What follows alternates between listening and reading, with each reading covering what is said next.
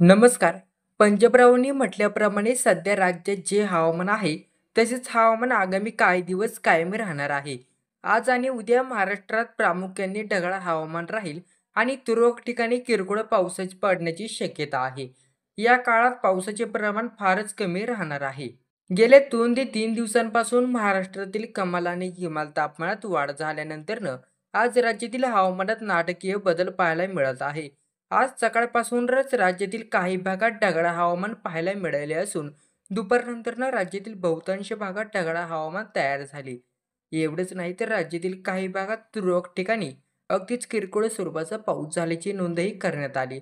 गेल्या 2 ते 3 दिवसांपासून थंडीचे प्रमाण कमी झाले असल्याने चिंतेत असणाऱ्या शेतकऱ्यांची या हवामानातील बदलामुळे आणखी चिंता वाढली आहे. त्यातच आता पंजाबरावांनी एक नवीन अंदाज जारी केला. पंजाबरावांनी म्हटल्याप्रमाणे सध्या राज्यात जे हवामान आहे तसेच हवामान आणखी काही दिवस राहणार. आज आणि उद्या महाराष्ट्रात प्रामुख्याने ढगाळ हवामान राहील आणि तुरळक ठिकाणी किरकोळ पाऊस पडण्याची शक्यता आहे. या काळात पावसाचे प्रमाण फारच कमी राहणार आहे. झालाच तर तुरळक ठिकाणी अगदी किरकोळ पाऊस पडणार. जवळपास 25 डिसेंबरपर्यंत राज्यात असंच हवामान राहणार आहे. 25 डिसेंबरपर्यंत राज्यात केवळ ढगाळ हवामान राहील आणि तुरळक ठिकाणी किरकोळ पाऊस पडण्याची शक्यता आहे. पण 26 तारखेपासून महाराष्ट्रातील हवामानात मोठा बदल दिसणार आहे.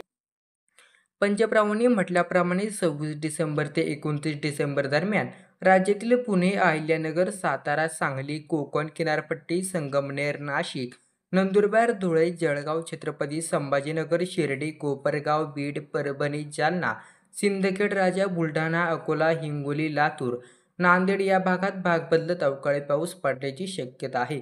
दरम्यान 30 तारखेनंतरनं पुन्हा एकदा महाराष्ट्रातील हवामान पूर्वपदावर येण्याची शक्यता आहे.